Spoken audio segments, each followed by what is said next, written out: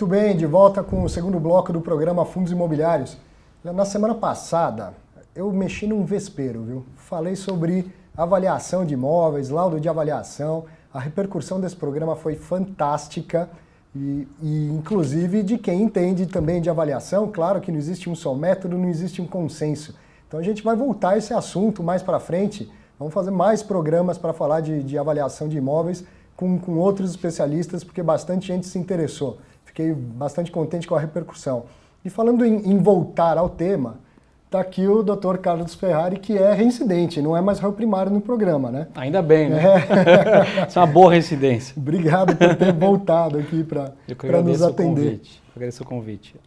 Você assistiu o programa com o Dr. Carlos Ferrari, eu não estava aqui, a Paula Zogby que apresentou, e infelizmente faltou tempo para tudo que a gente pretendia saber, né?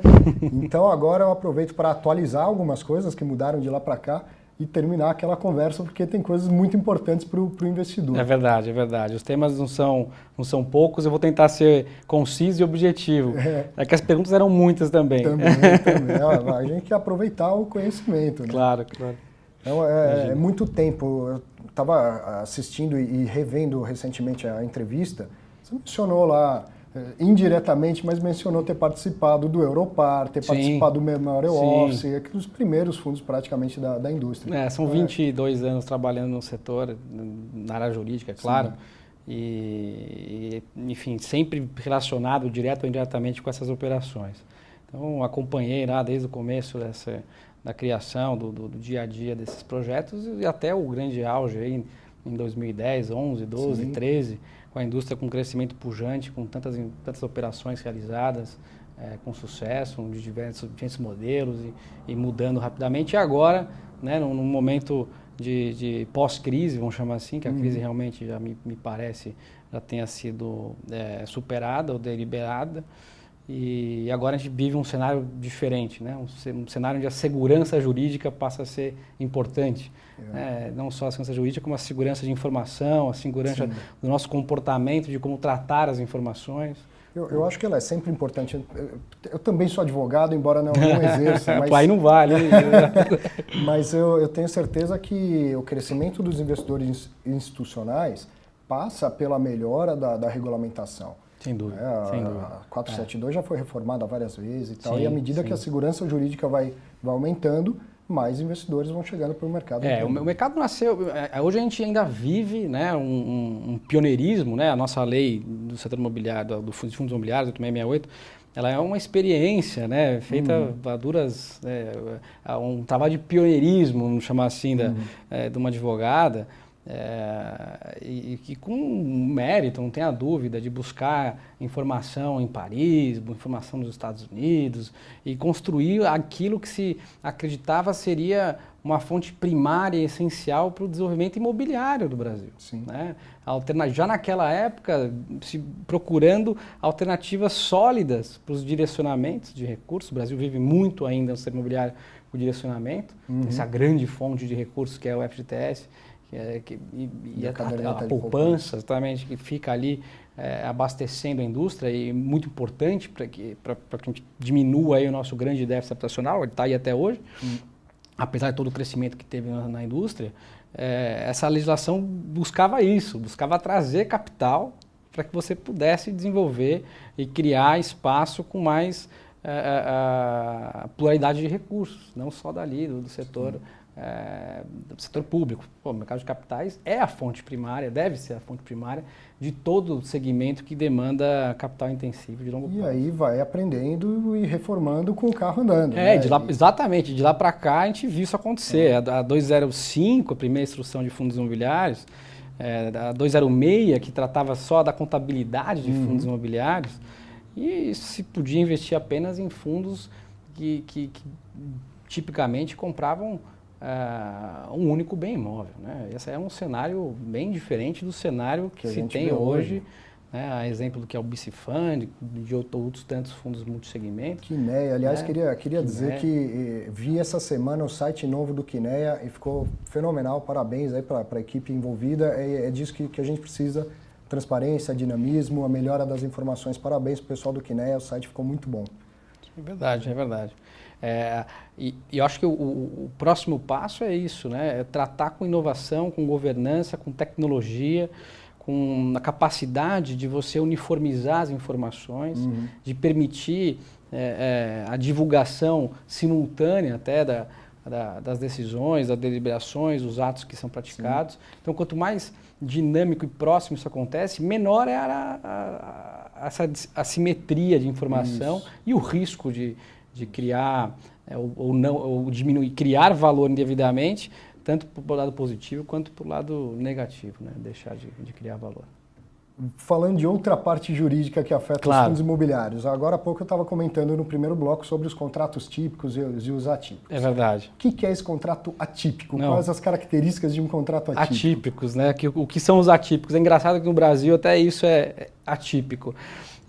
A definição de contratos, em geral, atípicos, está na própria legislação. A legislação define, olha, as partes poderão contratar, né, de forma, contratos e regras de maneira geral, e serão considerados atípicos. Por quê? Porque no Brasil você tem um modelo legislativo positivado, ou seja, a legislação toda está ali estabelecida previamente à atividade que você desenvolve, diferentemente do modelo, e isso está mudando no Brasil de certa forma, a gente está cada vez mais assimilando uma legislação um pouco mais construída nos costumes ou buscando um pouco de recurso do dia a dia, né?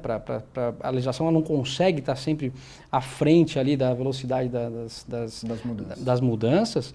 Então você tem ali a identificação, vamos chamar assim, no contrato atípico. Esse é o contrato e até então era atípico porque ele não estava em nenhum outro lugar. Não estava tipificado. Exatamente, é tão simples quanto isso. Isso é muito claro no artigo que fala sobre shoppings, né? Que fala, vale o que as partes contratarem, né? Tipo, a lei não se mete aqui. Não tem. Que lei? A lei de locações. A lei de locações. A lei de locações era muito limitada, até se pode imaginar. Ela previa e estabelecia de 90 e 91 apenas as regras que naquele momento se imaginavam se estariam ali representadas na estrutura de locação. Regras simples de locação. As regras tradicionais de locação. E o contrato atípico, portanto, era aquele que extrapolava esse cenário, extrapolavam essas regras. Em que medida? Né? Basicamente, na hora que você junta duas figuras jurídicas diferentes, que na visão positivista elas são diferentes, elas se tornam diferentes, porque são atividades diferentes. Né? Então tem efeitos diferentes. Sim. Basicamente a construção, então você constrói alguma coisa, construção e reforma de um bem imóvel, e a simples locação. Quando você olha esses dois cenários, essas duas atividades de forma isolada, não tem dúvida que cada um tem o seu contrato. O contrato de construção é um contrato de construção. Tipicamente um contrato de construção. Construir para depois locar, mas tem uma atividade toda antes. Quando você une as duas atividades num único negócio jurídico, fala, eu quero construir ou reformar para alguém alugar depois. Ou seja, você unifica esses dois negócios jurídicos num único contrato. Sim. Até 2012, isso era atípico no Brasil. Era atípico. Né? Essa é a única forma de você tratar essa alocação que já vinha dentro de um cenário, olha, o imóvel nem está pronto. O terreno não foi adquirido. Eu já quero combinar com você que você vai alugar esse imóvel, tudo bem? Tudo bem. E na prática, o que ele trazia de cláusulas que eram diferentes do contrato típico? Basicamente, ele tinha essa roupagem de dois segmentos distintos e o que mais importava aí dentro de cada um dos lados e dos momentos dessa contratação é que você não pode tratar esse contrato com o preço, né, vinculado ao mercado em si. Comparar um contrato desse tipo de locação com a locação comum ou a locação típica que se tem. Por quê? Aquele imóvel que estava ali sendo objeto dessa contratação, ele foi construído, erigido, objeto de uma série de investimentos que são, na verdade, dissociados da velocidade de interesse, de disponibilidade do mercado em geral. Então, o preço daquela locação não poderia ser comparável as outras locações certo. da mesma região, ainda que fosse do imóvel da mesma espécie. Né? No início da indústria, vamos chamar assim, dos contratos de build to suit, a ideia da adequação imobiliária é que você construísse um imóvel tão diferente que, então, por essa peculiaridade, ele não teria parâmetros de preço, porque só aquele imóvel teria 14 cantos para você ficar. Então, é um imóvel construído por um desejo específico, com uma tipicidade para aquela utilização. Então, isso daria a ele essa característica única e dissociaria, né, da comparação de preço por metro quadrado dos outros imóveis.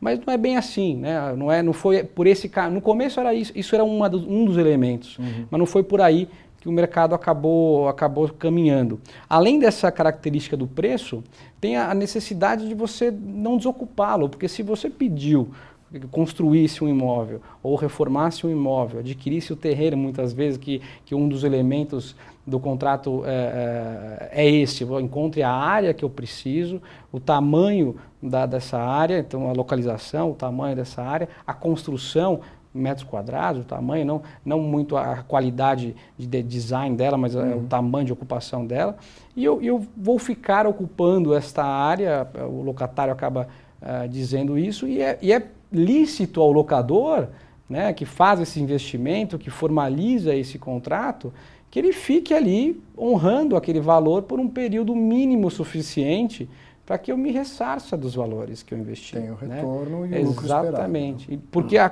alocação comum, você pode desocupar o imóvel tão logo você tenha um problema, ou acha um imóvel melhor, ou mais barato, Paga uma ou multa mude. qualquer, que não é nada tão punitiva, A multa típica é de 3 meses e ainda é proporcional ao tempo do contrato que você cumpriu.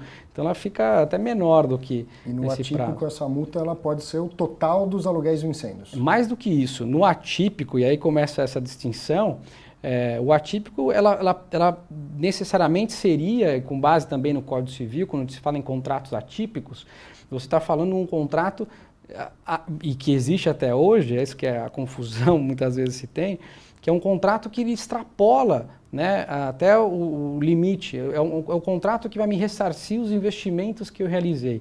Antes de ir embora, é lícito para aquele que contratou essa avença, isso o Código Civil também estabelece, tenha ressarcido os investimentos que ele realizou por conta daquela solicitação. Se esse valor extrapola os aluguéis e incêndios, é possível pedir até um pouco mais então de multa do que os aluguéis e incêndios. Exatamente. Por isso que o contrato ainda hoje sobrevive como atípico, se ele tem essa característica, que ele vai inclusive além do prazo de locação, e que é diferente, pelo menos nessa essência, nessa característica, do contrato por encomenda, que ele vamos chamar o atípico, que após 2012, após o advento do artigo 54A, passou a ser tipificado na lei, então ele deixou de ser atípico, percebe?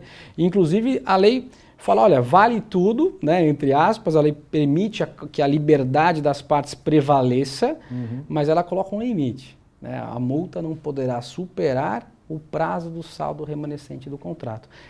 E mais que isso, ela coloca inclusive que a locação se daria, esse tipo de locação com essa característica, se daria apenas nos imóveis urbanos. Peraí, mas tem muito galpão industrial que não fica em área de imóvel urbano, percebe? Então, assim, a lei veio, mas ela veio com uma característica talvez que naquele momento a jurisprudência e a prática jurídica já tinha sido realizada e já tinha uma extensa experiência nesse assunto que dá para a gente... Por outro lado, as partes podem renunciar também à ação revisional. Isso é característica do contrato atípico? Exatamente. Isso é característica das duas modalidades, né? Então, lembrando, a gente falou do atípico, ele passou a ser tipificado em 2012, só para a gente não criar conceitos diferentes, a gente pode tratar como se tudo fosse atípico, tá? Só para a gente não criar conceitos muito tecnicistas aqui, não é o objeto. Mas esse tipo de contrato, que hoje se dá o nome mais comum por encomenda, quando ele está fazendo referência à lei nova, né, que é o artigo 54A, ele permite que você renuncie justamente esse direito de mudar o valor da locação, né? Então, a ação revisional do aluguel é lícito você renunciá-la, abrir mão dela, justamente por essa característica que a gente comentou. No primeiro momento, se ele for atípico, dado aos investimentos, e no segundo momento, se for um contrato típico por encomenda, pela mera encomenda, né? Então, se você assumiu a encomenda, o pedido de construção ou reforma ou aquisição, né? Esse é o buy to suit. Esse, né? Depois de 2012 é o que o próprio legislador chamou de contrato de construção ajustada. Exatamente, né? Exatamente. Esse é o nome, na legislação pode-se dar, a previsão dos 54 é por encomenda ou construção ajustada, porque eu posso ter uma simples aquisição do imóvel também, né? Ou a reforma ou a construção efetiva do bem. Então, o que o mercado chama de atípico hoje, na verdade, a gente precisa separar em dois. Exato. Porque em 2012 vem o legislador, tipifica este contrato, e aí essa era a segunda pergunta. Então, a partir de 2012 eu tenho uma lei e tenho contratos que foram firmados antes dessa lei. Exato. Como que fica? Eles são seguros? Eles podem ser contestados? Tá perfeito. Não, sem dúvida, a lei na época foi até contestada, discutida como vindo a destempo, né? A legislação apareceu depois que muitos contratos até então atípicos já existiam, né? E já tinham sido discutidos, né? E a jurisprudência já tinha se debruçado em cima desses contratos e decidido a respeito desses contratos, prevalecendo a firmeza e a segurança do contrato, fazendo valer aquilo que está escrito no contrato. Que até, abrindo um parênteses, é a pretensão que se tem para os distratos, né? A gente está na indústria imobiliária, na área de incorporação, que se prevalece. Em algum momento a gente vai caminhar para essa segurança, já começamos a caminhar para essa segurança jurídica, eu acho que é por aí que a gente vai conseguir voltar e restabelecer uma segurança também para esse segmento. Ou seja, o que está no contrato hoje em dia, com a quantidade de informação, de cultura, de entendimento do que o homem médio, que o direito gosta dessa figura, passou a ser, ele é um homem médio muito mais capaz de identificar as suas falhas, a capacidade que tem no contrato, e se ele renunciou a essa modalidade de direito, que é, por exemplo, a ação revisional ou a ação renovatória, enfim, a compensação de aluguéis. Então, se você tem lá um fluxo de aluguéis e fala, olha, caiu o telhado e a reposição do telhado é obrigação do proprietário locador, então eu vou deixar de pagar esse aluguel porque eu vou repor o telhado. E ele não vai poder, eu deixo de executar ou pedir para que o proprietário faça essa reforma. Isso, nesse tipo de contrato, é muito ruim, é muito pernicioso, porque o fluxo financeiro desse contrato, ele deixou de ser um contrato de mera alocação e passou a ser um contrato financeiro. Não. Ele está sendo objeto ou de securitização, ou de aquisição de um fundo de investimento imobiliário, muitas vezes. Então, o fluxo tem que ser perene, né? Ele se assemelha muito mais a uma renda fixa, justamente por esse motivo. É possível, pelo que eu estou entendendo, e o que eu lembro dos meus estudos de direito, eu posso renunciar àquela obrigação de o locador ser obrigado a cobrir uma reforma necessária. Exato. Não é nem renúncia. O que se dá é que o pagamento do aluguel, vamos chamar assim com duas aspas, o pagamento daquela contraprestação do contrato por encomenda, por locação ajustada, ou o contrato atípico, ele não independe da sua ocupação, ele é uma prestação, é um pagamento de um contrato, uma obrigação financeira ajustada em cima de uma modalidade jurídica de locação. Mas ele não pode ser comparado, vinculado à ocupação adequada ou inadequada.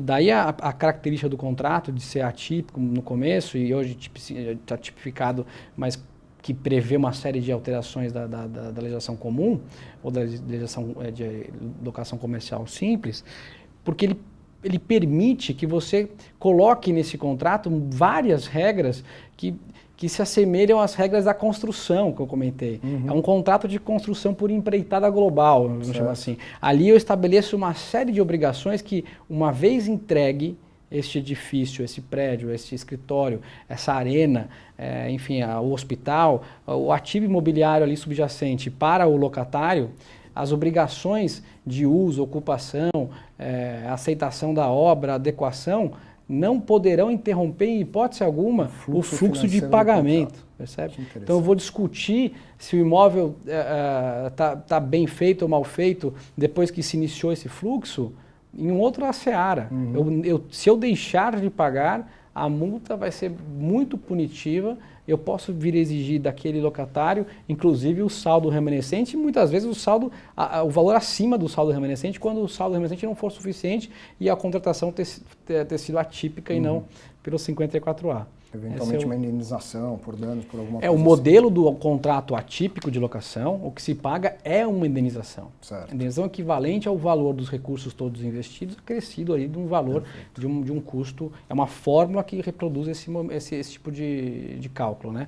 E no contrato por encomenda ou de locação ajustada, ele vai pagar o saldo remanescente. E é interessante que, às vezes, se o saldo remanescente daquele contrato não cobriria, vamos chamar multa, juros e outros encargos, se estica o saldo. Eu quero ficar apenas 30 meses. Não, eu ponho então 60 meses, porque eu sei que se eu cobrar os 60 meses, os 100 meses, eu vou ter valor suficiente para me ressarcir dos investimentos realizados. Tá vendo que dava para fazer um programa só sobre esse tema, contratos de locação. Não tenha dúvida, não tenha dúvida. Mas muito importante. Para a gente andar, então, para finalizar, o contrato atípico, ou seja, o contrato mesmo antes de 2012 ou depois de 2012, essa modalidade de contrato de locação é segura. Eu tenho cotas de um fundo imobiliário que tem assinado esse tipo de contrato. Eu posso ficar tranquilo que ele vai ser adimplido. Sem dúvida. É um contrato já conhecido, que no começo, quando a gente começou a trabalhar, era comum se colocar no prospecto que não existia jurisprudência a respeito. Então, vários prospectos têm isso. Hoje você coloca isso porque alguém veio copiando os prospectos antigos, mas já existe muita jurisprudência a respeito, né? Já existe jurisprudência até, e acho que é uma das grandes jurisprudências a respeito do tema, em que ela tratou o contrato, na época atípico, discutido por um outro escritório de advocacia que passou a ocupar o prédio. Ele denunciou esse contrato, né? Então é uma história curiosa e emblemática para mostrar o quanto seguro um contrato desse pode ser. Né?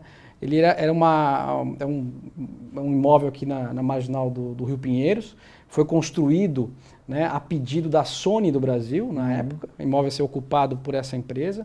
A empresa decidiu não querer mais seguir adiante com a locação. O escritório de advocacia que representava essa empresa no mundo, um grande escritório de advocacia, falou, eu fico com o imóvel. Então ele assumiu um contrato build to suit. Então ele não contratou o build to suit, ele fez um aditamento para assumir um contrato de build to suit em andamento, em vigor. E ele assumiu, ficou ali dentro do imóvel, ocupou o imóvel. Enfim, esse contrato foi objeto de antecipação de recursos, foi vendido por investidores. Enfim, foi feito todo o trabalho tradicional que se faz quando se procura um contrato desse, de exclusão de riscos de um lado e de outro. Existe um equilíbrio aqui no contrato, né? Se um lado eu abro mão da revisional, o outro abre mão de sair antecipadamente. Existe um equilíbrio importante aqui. Não é que é só de um lado. Não, existe um equilíbrio razoável. O locatário não sabe exatamente quanto ele vai ter que pagar, não tem susto. Exato. Não tem revisional. Para um cenário econômico de hoje, por exemplo, você não sabe muito bem para onde caminha a taxa de juros e o longo prazo, a inflação. No passado isso era muito mais exponencial do que hoje. Essa segurança é importante. É um fluxo financeiro fixo e padronizado por até 100 anos, 120 anos. A gente chegou a fazer contrato com esse prazo.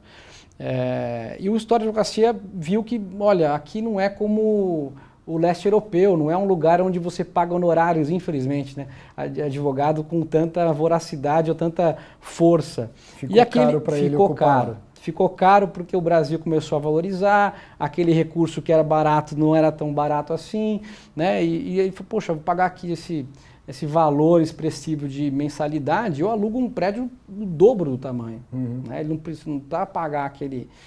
A disparidade do valor do metro quadrado era gritante, mas porque é incomparável, não tem como, não é para se comparar realmente. Certo.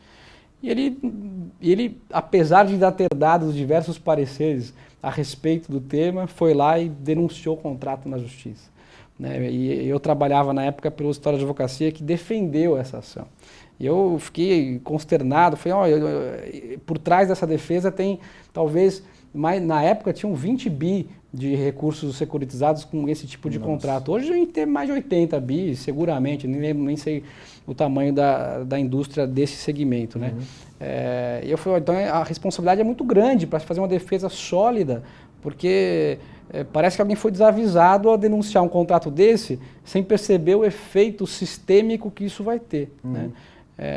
E graças a um esforço bastante forte de se juntar jurisprudências, doutrinas, tudo que tinha a respeito, demonstrar ao juiz da causa a importância da manutenção daquele contrato, o juiz, na época, na primeira instância, ele julgou antecipadamente a prova, quando ele fala, nossa, não preciso nem abrir para seguir para provas adicionais, eu vou julgar já de plano, porque está sobrando informação e está nítido que existe aqui um erro ao se pedir a denúncia desse contrato. E aí ele colocou, mesmo o contrato que foi sucedido por uma outra pessoa, ou seja, ele editou o contrato, não foi para ele que ele fez o build do suit, não foi encomendou aquilo. Exatamente, mesmo assim, esse contrato tem a validade e deve ser honrado e cumprido.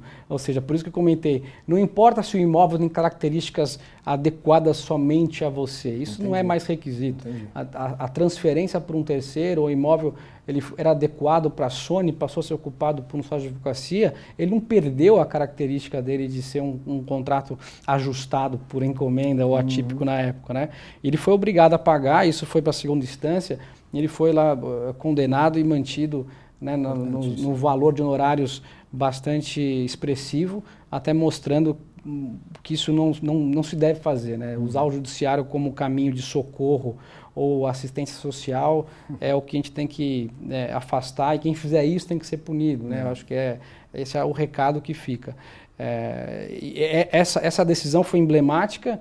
Os bancos na época pediam, Ferrari, manda para mim uma cópia dessa decisão, porque eu preciso baixar a provisão que eu tenho aqui, porque não tinha jurisprudência nem favorável nem negativa, e agora eu tenho uma jurisprudência em primeira, segunda instância, tipicamente, né, favorável sobre o tema que até então não tinha muito entendimento sobre o assunto.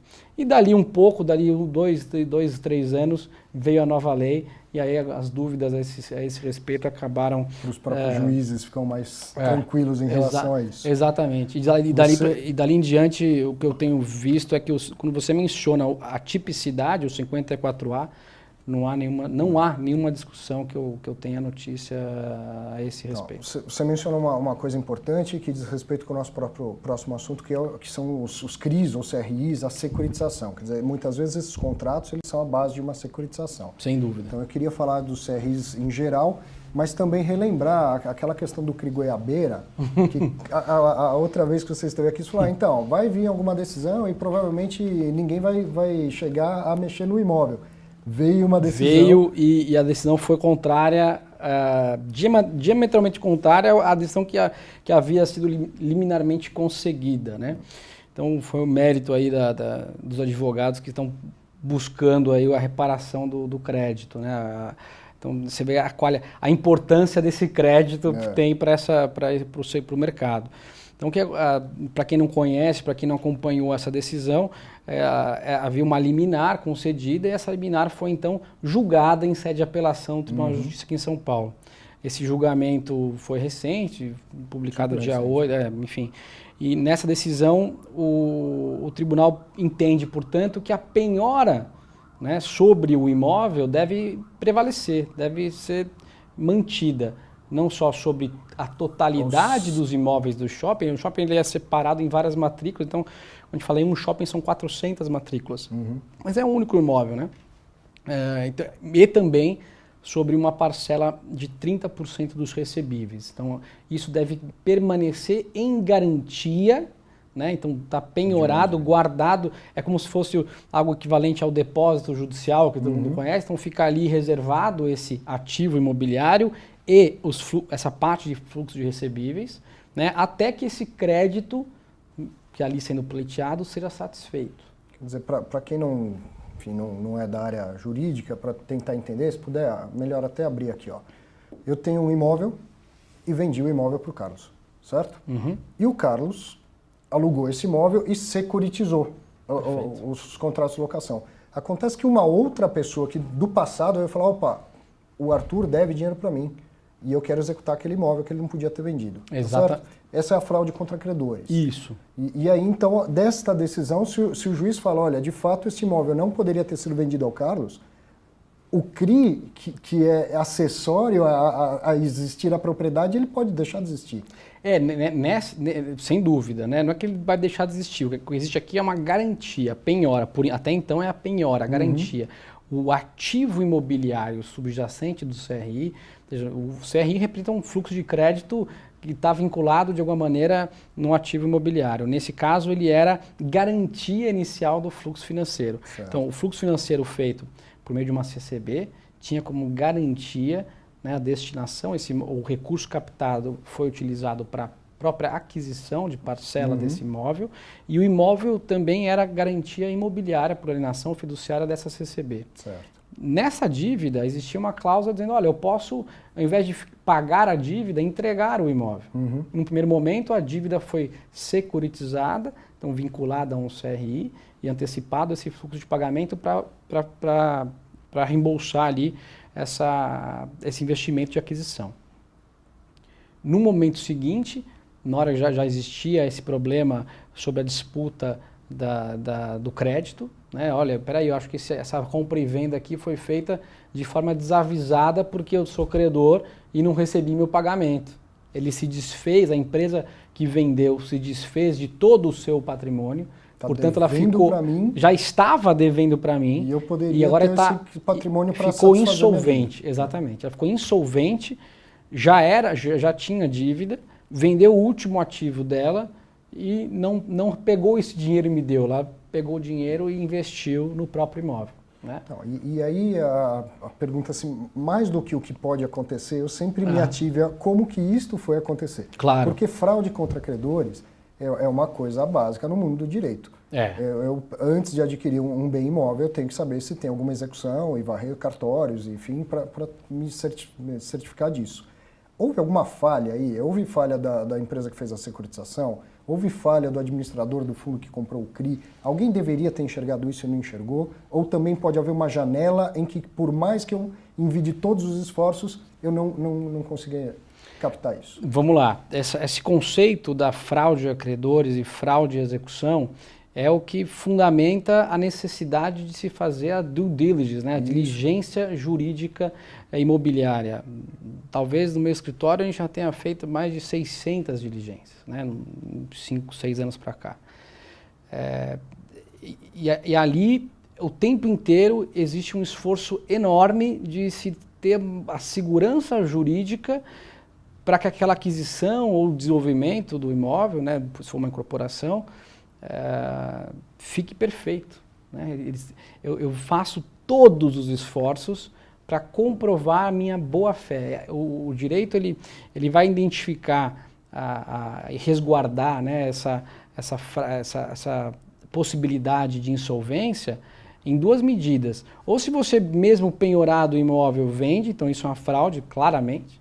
Só que, às vezes, o imóvel não precisa estar penhorado, ou seja, a penhora não está registrada na matrícula, e ainda assim você vende já sabendo que a dívida chegaria. Então, nesses dois cenários, o judiciário entende que existe uma má-fé, ou seja, não é que má-fé em fazer isso, não. Houve ausência de boa-fé. A boa-fé é você olhar ao máximo, no limite máximo possível, se todas as circunstâncias e informações que você possui, aquele imóvel está livre e aquela aquisição não prejudicaria a ninguém.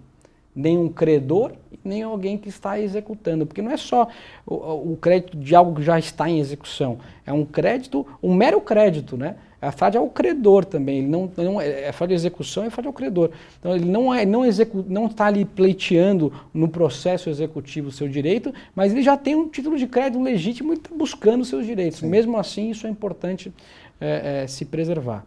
Agora, o Brasil tenta a todo momento facilitar, otimizar e melhorar, né, a sua dinâmica dos negócios, buscando a segurança jurídica. Esse modelo que a gente está falando aqui de análise de due diligence, onde você verifica pontualmente um número cada vez maior, né, de informações, certidões e documentos.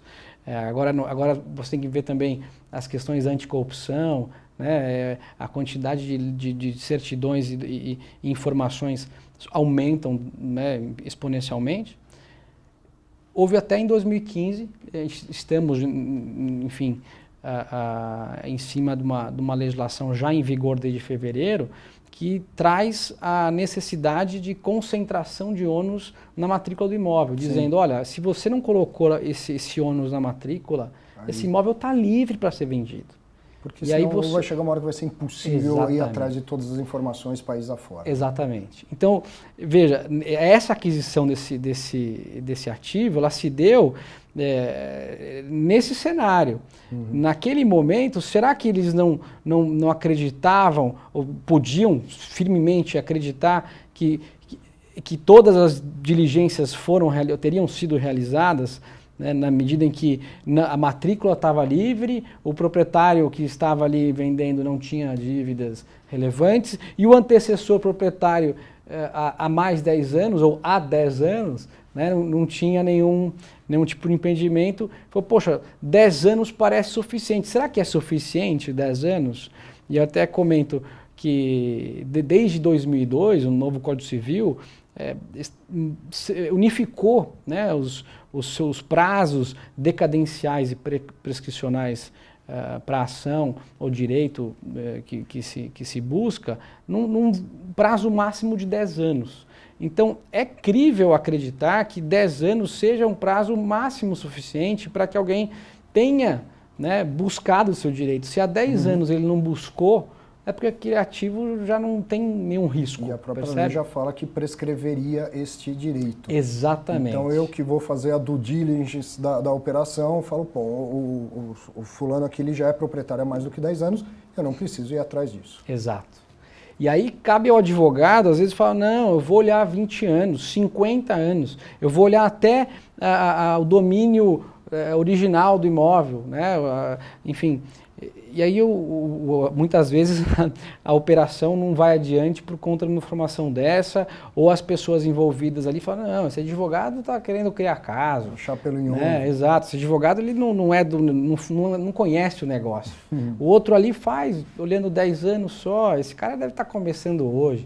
Né? Muitas vezes se diz isso. Então, é complicado dizer se houve uma desídia, ou se houve desconhecimento, ou falta técnica absolutamente. O que dá para a gente dizer é que a legislação existe, ela é muito completa, né? A legislação está lá, não é que houve uma falha e, portanto, a pessoa vai sair desavisada. Até então, isso não pode ter. Não poderia sair dizendo acontecer. Que alguém aí da parte financeira foi imprudente ou negligente. Exato. Tinha um proprietário há mais de 10 anos, poderia até, se eu quiser ser mais cuidadoso, olhar 10 anos para trás. Mas se alguém falar, olha, eu sabia que ele já era proprietário há 10 anos, ele também está resguardado do ponto de vista de que fez o que deveria fazer. A legislação, de forma estrita,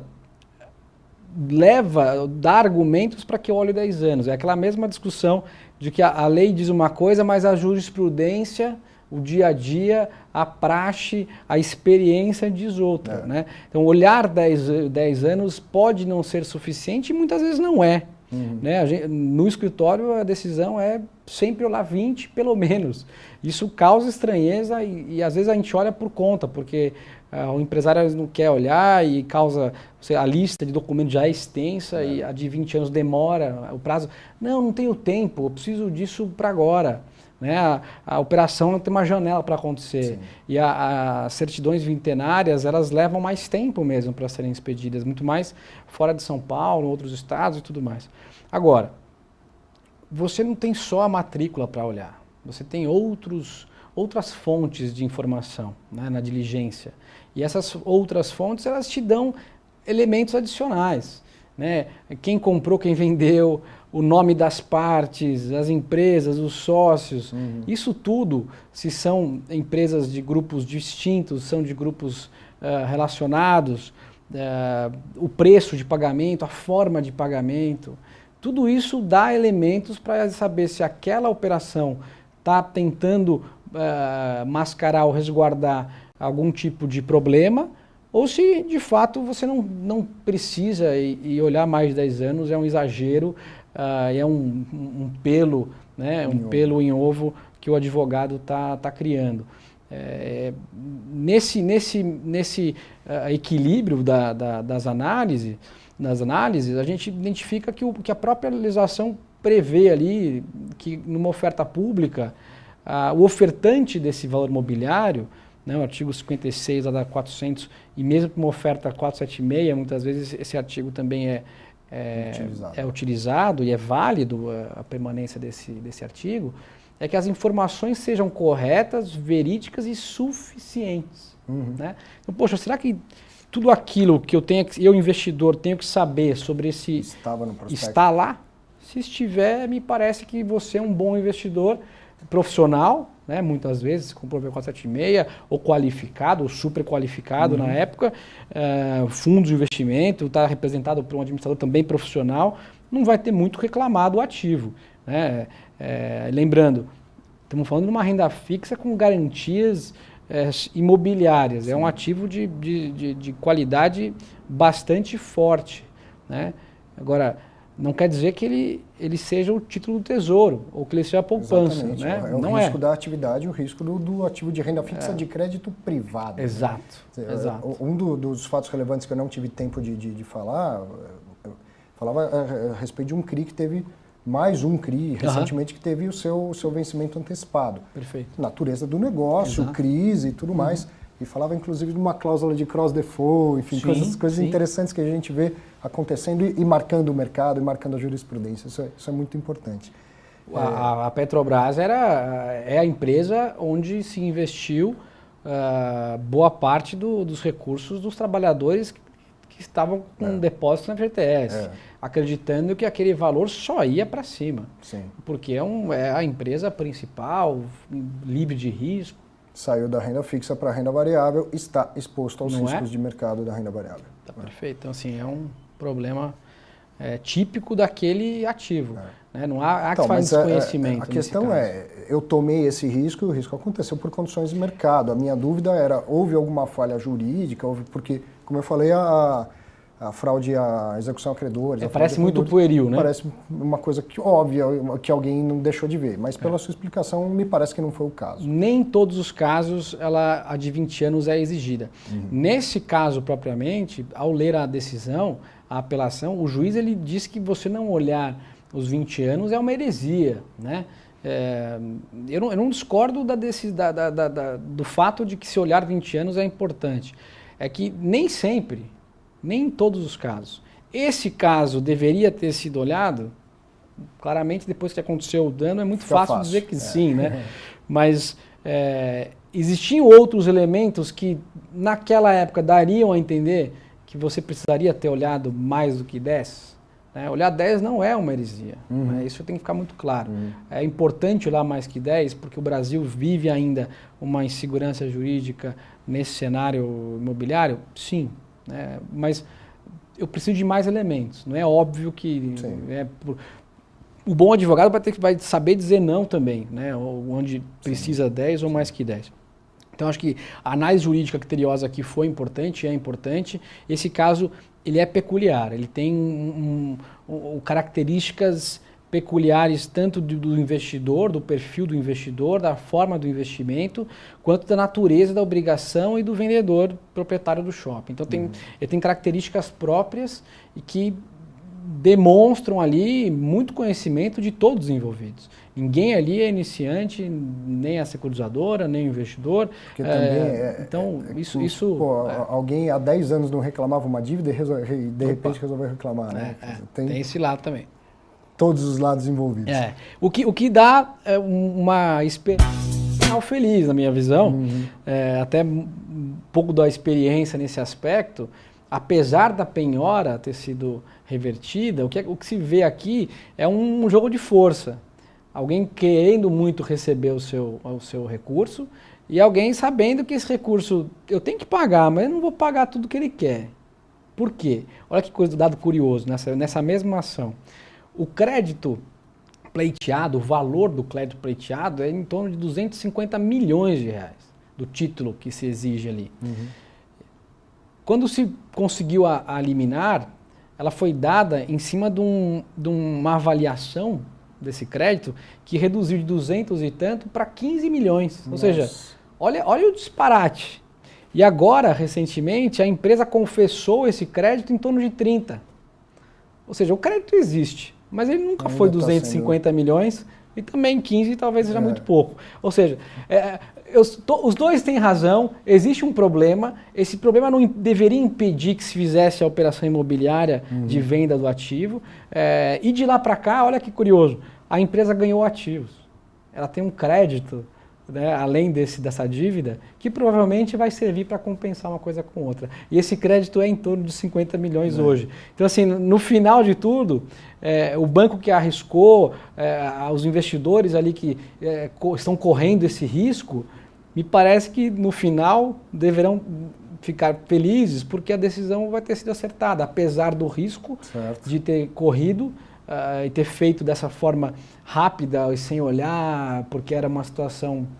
Talvez, como você falou, uma janela de mercado. Uma janela de mercado, uma condição daquele ativo, de se correr o risco, de se aceitar esse risco. Isso tem que estar claro nos documentos, não pode ser um risco que eu desconhecia. Então, acho que esse é o ponto.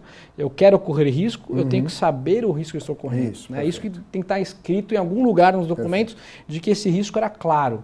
Se for um risco que eu desconhecia, um risco desproporcional, um risco diferente daquele típico daquela operação, aí sim é um problema que cabe responsabilidade das partes envolvidas de acordo com a sua ausência de competência. Mais uma vez, está chegando ao fim. Poxa, mas ainda tem mais. Ainda tem mais umas 3 aqui. Daqui a pouco tem a Arena do Investidor, né? Já está para começar ao vivo. Você que está aí, continue ao vivo. Então, quero mais uma vez agradecer a sua presença, a sua volta. Obrigado. A gente certamente vai ter oportunidade de conversar mais. Não tem problema. Como vai puxando assunto e a gente aprende muito com esses detalhes aí. É bom para a indústria, é bom para todo mundo, viu? Parabéns pela dedicação e pela clareza nas explicações também. Obrigado. Tá, você um ótimo fim de semana. A semana que vem, com Crise ou Sem Crise, a gente vai estar de volta aqui. Fique ligado. Um grande abraço.